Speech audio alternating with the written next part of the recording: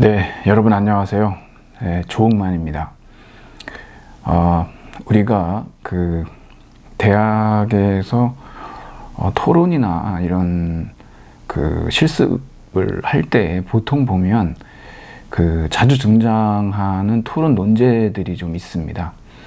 앞으로 이제 혹시 토론을 하게 되면 이 문제가 여러분한테도 한 번쯤은 좀 짚고 넘어갈 필요가 있는 그러한 아주 중요한 어떤 토론 주제가 될 수가 있는데요.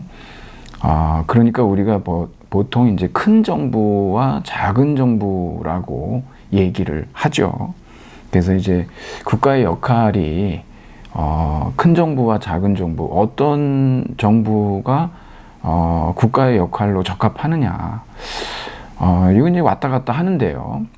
제가 이제 이런 말씀을 드리는 이유는 지난주에 이제 물론 지금 이제 의회의 어떤 표결을 통해서 통과돼야 되는 그러한 문제들이 아직 산적해 있는 상황이지만 어찌됐든 이 조 바이든 행정부에서 이 전례 없는 어떤 팬데믹 그리고 아주 극심한 양극화죠.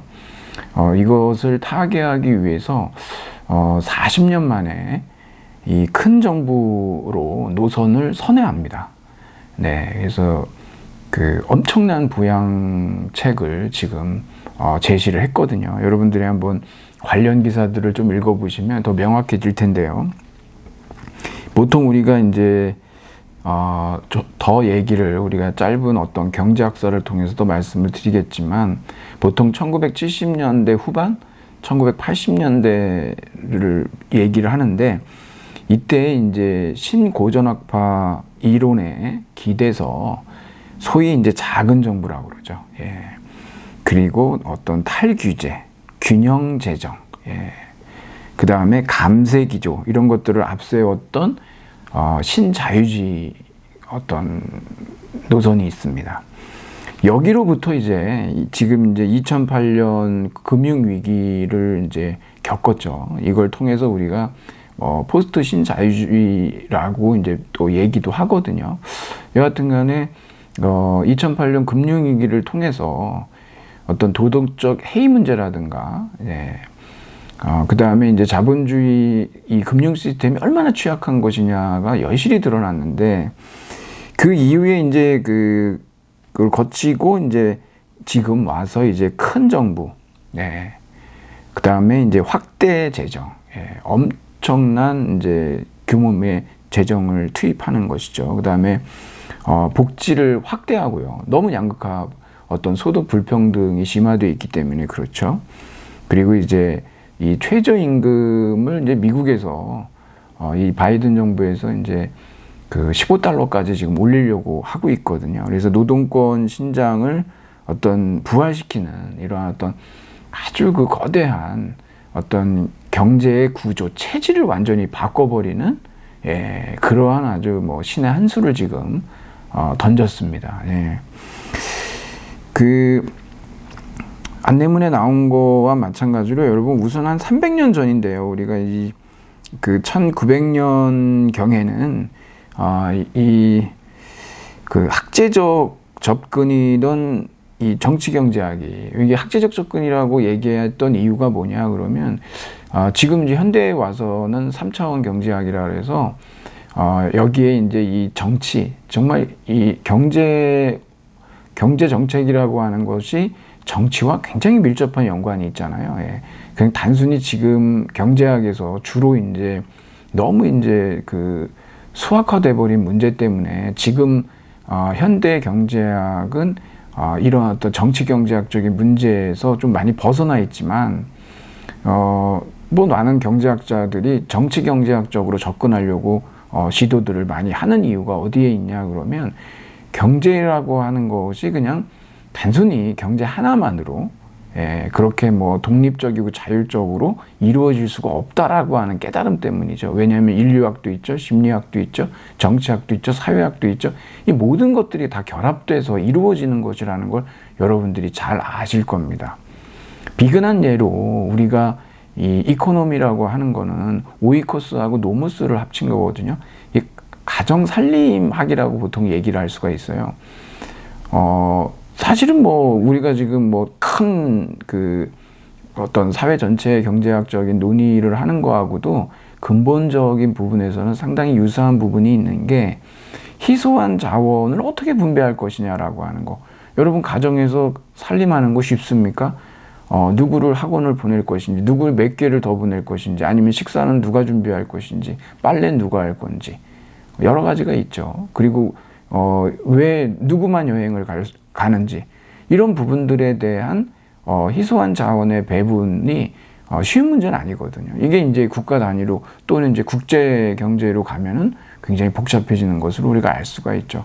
그래서 이제 그 이코노미라고 하는 것은 출발 자체가 어떤 가정 살림과 관련돼 있지만 유사한 측면이 꽤 있다라고 하는 거. 물론 여러분 뭐 우리가 뭐 화폐를 찍어내고 가정에서 그럴 수는 없기 때문에 차이점이 있습니다만 거기에서 이제 어원 분석을 했을 때 적어도 그러한 유사점들을 찾아낼 수 있다는 거죠. 그렇게 이제 학제적인 접근으로서의 정치 경제학이 경제학으로 이제 대체가 되는데 여기에서 이제 우리가 보통 경제학 그럼 뭐를 연구하냐 그러면 시장 체제만 연구한다라고 하는 것이죠. 예.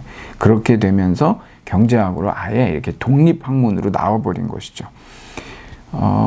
지금 여기에 대해서는 학자들이 의견이 분분합니다. 예. 왜? 이렇게 이제 경제학이 독립적으로 뭐 전혀 타 학문이나 다른 어떤 어떤 기관 뭐 영향 없이 진행될 수가 없기 때문에 그렇죠. 마르크스 경제학이 있죠, 여러분. 그 다음에 뭐 신고전학파 경제학이 있는데 요것의 이제 원조이자 창시자가 누구냐 그러면 바로 이제 이 고전학파 경제학자인 아담 스미스입니다. 이 부류의 경제학 명저죠, 이게. 예. 국부론이라고. 사실은 제목이 더 길지만 1776년도에 이게 출판이 됐는데 여러분 이때 이제 미국의 독립선언서도 발표가 되거든요. 시대 분위기를 좀 알 수가 있죠, 여러분. 아무래도 이제 어떤 정부의 개입보다는 어떤 개인의 그 자유를 신장시키려고 하는 그런 시대 분위기가 있었다라고 하는 거를 우리가 이제 놓치지 않으면 이 국부론을 이해하는 데 도움이 많이 될 수 있습니다. 그래서 이 아담 스미스는 사실 경제학의 아버지죠. 예. 경제학의 시조고 원조입니다. 여기서부터 이제 마르크스의 이제 경제학이 이제 나오고 자본론에 가장 많이 언급된 게 국부론이거든요. 이 국부론에서는 정부 개입을 제한하는 자유방임주의라고 하는 거, 이거를 갖다가 신고전학파 경제학자들이 많이 악용했습니다. 오늘 그러한 편견들 우리가 좀 걷어낼 필요가 있고요. 그 다음에 이제 개인의 이기심 추구가 자기조절 시스템으로서의 시장, 이 보이지 않는 손이라고 하는 것이죠. 사실 이것이 이제 케인즈한테 가면서 이런 자기조정 시장이라고 하는 것의 신화성, 하나의 그냥 이데올로기에 불과하다라고 하는 것이 결국 드러나게 되는 것이죠. 뭐 그렇지만 어찌됐든 개인의 이기심 추구가 보이지 않는 손에 의해서 사회적인 이익으로 전화된다라고 하는 거, 그런 것들을 이제 밝혔던 대단히 당시로서는 급진적인 주장이 아닐 수가 없죠. 여러분, 개인의 이기심을 추구한다는 거는 비도덕적 행위잖아요. 근데 그 비도덕적 행위가 사회 전체엔 이익이 될 수 있다라고 얘기하니까 당시로서는 굉장히 충격적인 얘기가 아닐 수가 없다는 거죠. 다음으로는 이제 존 메이너드 케인스가 있는데 이 자본주의의 구세주라고 얘기했습니다. 여러분 아시다시피 이 시대에 이 사람이 이제 겪었던 어떤 미국의 아주 굉장히 중차대한 사건들이 있습니다. 대공황이라든가 또 호황도 있었죠. 제2차 세계대전도 있었고 주식시장이 폭락한 경우들이 있는데 정말 전대미문의 미국 사회의 재앙이었던 것이거든요. 여기에서 이제 결국은 이 실업의 문제 있지 않습니까?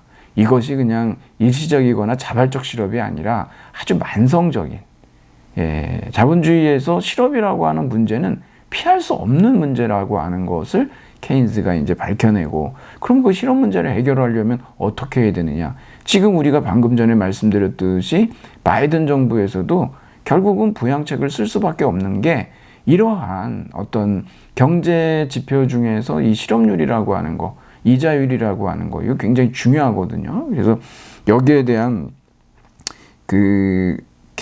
어떤 국가의 개입주의라고 하는 거, 여기서 물론 이제 복지국가죠. 큰 정보입니다.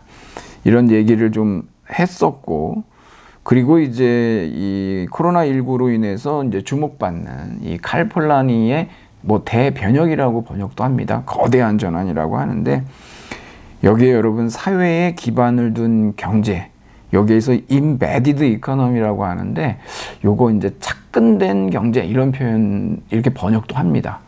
뭐 번역은 자유롭게 많이들 하시는데, 뭐 착근된 이런 어려운 말을 좀 쓰는데, 결국 경제와 사회가 어떤 관계에 있어야 할까? 이거는 이제 우리의 그 숙제이고 고민이 아닐 수가 없죠.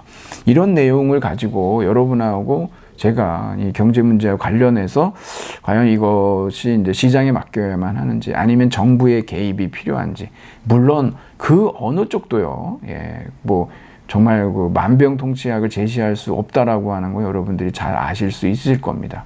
다만 이 전례 없는 팬데믹 상황, 전 세계적인 어떤 사실 그 주식시장은 굉장히 이제 그 통화량이 증가하면서 거기에 대해서 뭐 연방준비제도 이사회의 앨런 의장이 금리를 올리겠다라고 하는 말 때문에 지금 이제 국내 주식시장이 뭐 휘청거리고 있는 거 사실이고, 또 공매도가 다시 재개가 되고, 여러분들도 이제 관심이 있어서 좀 보셨겠지만, 결국은 지금 이제 전 세계가 맞닥뜨리고 있는 상당히 풀기 어려운 이런 경제 문제들이 놓여 있는데, 여기에 대해서 이제 결국 부양책을 바이든 정부는 선택을 한 것이고, 또 국내에서도 이런 문제를 해결하기 위해서 많은 경제학자들이 머리를 쓰고 있지만, 뭐 여러분 아시다시피 뭐 시장도 요술방망이가 아니죠.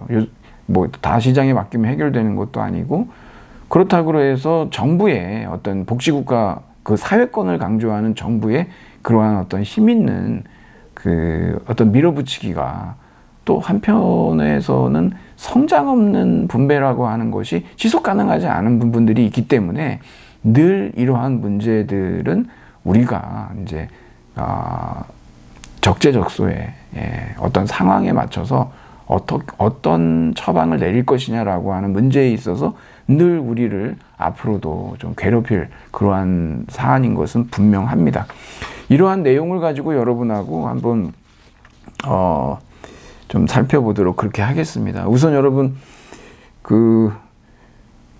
우리 이제 칼 마르크스의 이제 자본론이라고 하는 책이 있는데, 이게 이제 정치경제학을 위하여라고 하는 책을 먼저 썼고, 그 내용을 서문에서도 얘기하지만, 이제 자본론 제1판의 서문에서 그 책에 대한 내용이 이 자본론 제1장의 상품 분석에 나온다라는 얘기를 합니다. 물론 제일 어려운 부분이기도 하거든요. 항상 보면 어떤 책이든 좀 처음이 제일 어렵죠. 하지만 이제 그 다음에 지나고 나면 이제 익숙해지면 어떤 자본의 공식이나 이런 정도로 가고 뭐 이렇게 되는데, 재미난 것은 이제 이 칼 마르크스가 뭐 다른 얘기도 하지만 자기의 이론에 대해서 어떤 과학적인 비판? 그건 수용하겠다. 하지만 뭐 여론몰이식의 편견? 그런 거에 대해서는 자기는 어떤 입장이냐 그러면 단테의 얘기를 가져다 쓰는데, 한마디로 뭐라고 그러냐면 제 갈 길을 가라. 남이 뭘 하든 뭐 안 듣겠다는 거죠. 아마 굉장한, 그러니까 뭐 합리적 논평은 받아들이겠지만, 그런 근거 없는 그런 편견의 바탕을 둔 어떤 지적이라든가 이런 거에 대해서는 나는 뭐 개의치 않겠다라고 하는 아주 단호한 입장을 이제 보여주는 걸 알 수가 있죠. 여러분 참 재밌는 것은 이러한 자본주의가 유럽의 한 구석에서 이제 한쪽에서 이제 꽃을 피웠는데, 그게 바로 영국입니다. 근데 여러분 우리가 이제 자세히 들여다보면 또 나오는 얘기지만, 이 아담 스미스라고 하는 사람은 이제 그 스코틀랜드의 출신으로서 이 사람은 이제 에딘버러를 배경으로 거기에 이제 아주 이제 분업화된 공장제 수공업들 있습니다. 이 핀 제조업이 나오는데 그런 걸 보면서 아담 스미스가 국부론을 쓴 거예요. 마찬가지로 뭐 칼 막스도 추방당하고 뭐 쫓겨나고 이러다가 영국까지 오게 됐는데 이 사람이 적적한 곳은 어디냐 그러면은 맨체스터죠. 그 맨체스터 공장지대였고 그래서 그 지역에서 쪽방살이를 하는 하루에 10시간씩 노동하는 그 노동자들의 삶을 보면서 칼 마르크스는 결국 자본주의의 어떤 타도, 그래서 계급의 종식, 이러한 것들의 프롤레타리아의 어떤 독재, 이런 계급 투쟁, 이런 것들을 생각하게 됐다는 거죠. 근데 재미난 것은 뭐냐면 아담 스미스도 또 칼 마르크스도 다 영국에서부터 이러한 새로운 어떤 경제체제로서의 이 자본주의라고 하는 것을 한쪽은 그 자본주의를 처음으로 그런 어떤 시장경제를 분석했다라고 한다면 한쪽에서는 자본주의에 대한 엄청난 이제 그 어떤 자본의 운동에 대한 분석을 통해서 그 비판, 날선 비판을 했던 인물로서의 마르크스를 또 볼 수가 있죠. 그러면 여러분한테 제가 이제 조금 같이 얘기하고 싶은 게 1번을 여러분 보시면은 어떻게 이런 그 자본주의가 어떤 영국에서 왜 시작이 됐을까? 하필이면요. 왜 영국일까라고 하는 것이죠. 중국, 장강도 있고 그런데 왜 거기가 아니냐라고 했을 때 보통 3가지를 얘기를 하거든요. 첫째는 뭐냐면 풍부한 석탄 저장량. 그리고 정부의 간섭으로부터 좀 자유로웠다라고 하는 이런 측면. 시대 분위기 제가 말씀드렸죠. 1776년이라고 하는 그러한 어떤 미국이 이제 독립선언서를 발견하고, 그 나머지 다른 하나는 무엇이 있겠냐 그랬는데 여러분 우리가 여기에서 이제 놓치면 안 되는 게 뭐 이것 때문에도 이 스미스가 이 중상주의 정책을 비판하고 그것이 국부의 원천이 아니다라고 하는 것을 아주 자세하게 이 국부론에서 제시를 하고 있지만 나머지 다른 하나는 뭐냐면은 어떤 식민지죠. 사실 이때 이제 제국주의 시대고 그래서 이러한 어떤 동인도 회사라든가 이러한 그렇게 해서 어떤 그 해외 시장이 없었다라고 한다면 영국에서 이러한 자본주의가 발흥하고 꽃필 수 없었을 것이다라고 얘기한다는 겁니다. 그래서 보통 이렇게 3가지를 언급을 한다. 그래서 자본주의가 영국에서 시작이 된 이유는 이렇게 여러분들이 정리해 보시면 될 것 같습니다. 자, 2번째로 한번 가볼까요? 2번째 보면은 여러분 여기 현대 자본주의 경제의 도덕적 비판자 존 케네스 갤브레이스라고 하는데 이 갤브레이스는 뭐 하버드 대학의 경제학과 교수였고 워낙 유명했기 때문에 당대에 뭐 장 보드리아르도 소비의 사회에서 갤브레이스 얘기를 많이 하거든요. 이 경제의 진실이라고 하는 마지막 저작이 있습니다. 아주 짧아요. 하지만 정말 이 노 경제학자의 마지막 저서로서는 손색이 없습니다. 소위 이런 사기성 개념들이 있다라고 하나하나 얘기를 다 하거든요. 소비자 주권. 여러분, 소비자에게 주권이 있습니까? 이거 신화죠. 여러분들이 사고 싶지 않아도 광고 보면은 사고 싶게 만드는 욕망 부채질 이론이라고 얘기하거든요. 소비자 주권은 사실 없다는 겁니다. 그리고 노동의 즐거움. 노동이 그렇게 즐겁다라고 한다면 자본가들은 왜 불로소득으로 살까요? 자본을 낳는. 그러니까 그러면서 이제 일하지 않는 노동계층, 그래서 복지 혜택, 국가로부터 복지 혜택을 받는 이러한 사람들에게는 뭐 게으르다, 뭐 복지병이다 이런 얘기를 하는데 정작 자본가들은 일하지 않죠. 자고 있는 동안에도 계속해서 자본이 자본을 증식하지 않습니까? 그러니까 이게 노동의 즐거움이라고 하는 거 얼마나 노동이 힘듭니까, 여러분? 이 마르크스 그리고 아담 스미스도 얘기하지만 분업 좋죠. 예, 이게 노동 분업이라고 하는 걸 통해서 생산성의 향상에 가져온 거는 맞는데 똑같은 일 계속 해보세요. 스미스도 국부론에서 얘기하거든요. 정말 칼 마르크스가 얘기하는 인간 소외가 나오죠. 얼마나 여기저기 계속 오른팔만 쓴다고 해보십시오. 뭐 어깨고 전부 그쪽만 아프고 계속해서 파스 붙여야 되는 거 여러분도 아시지 않습니까? 노동의 즐거움 이런 거 다 사기다라는 거예요. 그리고 또 하나 얘기하는데 이건 좀 중요해서 제가 가져온 건데 일반적으로 자본주의는 뭐냐 그러면 여러분 자본주의라고 하는 것은 아주 독특한 개념이에요. 소위 이 사유자본제를 이용하는 이 자본가죠. 이 자본가가 임금 노동자를 고용합니다. 예. 그래서 수익을 목적으로, 이윤을 목적으로 하지 않습니까? 상품을 생산하는 경제체제를 우리가 보통 자본주의다라고 하는 거예요. 그 전에는 자본주의가 아니었습니다. 그냥 가족 중심의 자급자족이었었거든요. 근데 비로소 이 자본주의라고 하는 아주 새로운 독특한 경제체제가 나온 거예요. 그것을 캐치해냈던 사람이 아담 스미스인 거죠. 그것을 자세하게 분석해 놓은 책이 국부론인 겁니다. 그런데 이 갤브레이스가 최근에 자본주의 대신 사용되고 있는 용어가 있는데 이게 바로 사기라는 거예요. 이 개념이 무의미할 뿐만 아니라 아주 잘못됐고 그리고 너무 미화됐다. 여러분 왜 그러냐면 지금 자본주의라는 말을 안 쓰려고 그러거든요. 대신에 쓰는 게 뭘까요? 시장체제라는 말을 쓴다는 거죠.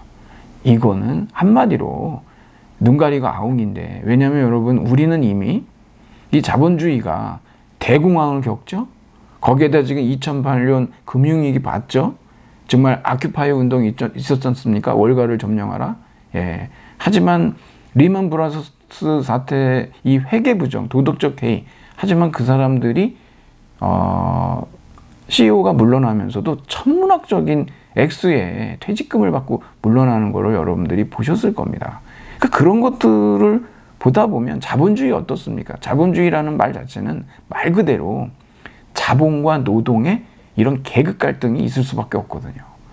자본가가 지배자고 노동자는 종속자죠. 그리고 당연히 여기에는 뭐가 등장합니까? 착취관계가 있죠. 예, 이러한 것들을 가리는 말들. 예, 어떤 이 대공황이라는 파괴성, 자기 파괴성 이런 것들을 가리려고 하는 그래서 그러한 목적으로 어떤 사기성 개념이 등장하는데 그게 바로 시장 체제다라는 거죠. 그래서 갤브레이스는 자본주의라고 써야 된다는 거예요. 그래야 자본과 노동의 명확한 그러한 그 착취관계, 지배 종속관계 이런 것들이 이제 여실히 드러날 수 있다라고 하는 것이죠. 정말 그 공자가 그랬지 않습니까? 뭐 선생님 뭐 정치라고 하는 게 뭡니까? 뭐 정치를 하신다면 뭐부터 하시겠습니까? 그러면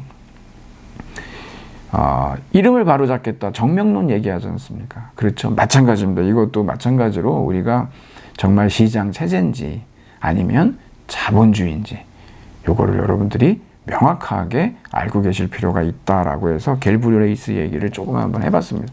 그리고 세 번째로 가보면 유명한 구절이죠, 이게. 예, 우리 여러분 제가 나눠드린 학습 자료에도 나오지만 우리가 매일 식사를 마련할 수 있는 것은 푸주간 주인과 양조장 주인 그리고 빵집 주인의 자비심 때문이 아니라 그들 자신의 이익을 위한 그들의 고려 때문이다. 우리는 그들의 자비심에 호소하지 않고 그들의 자애심에 호소하며 그들에게 우리 자신의 필요를 말하지 않고 그들 자신에게 유리함을 말한다. 이거 여러분 이 국부론에서 모든 여러분들이 경제학 책 한번 보세요.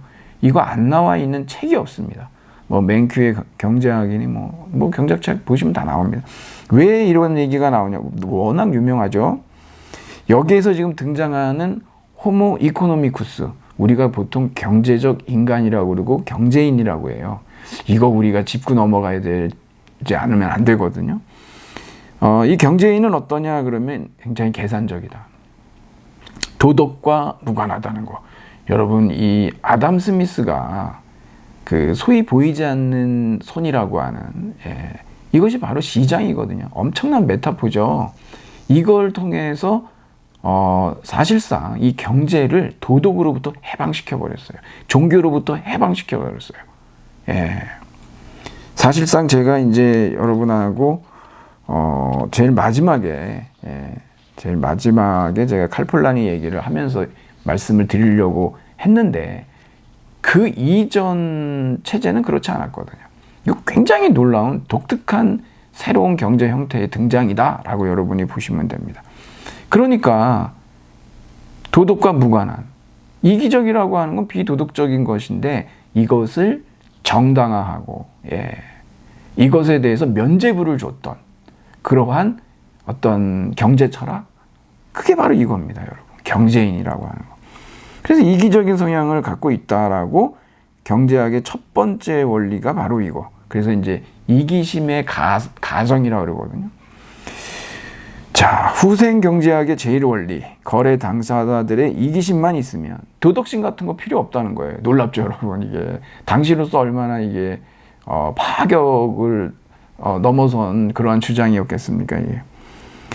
근데 과연 그럴까?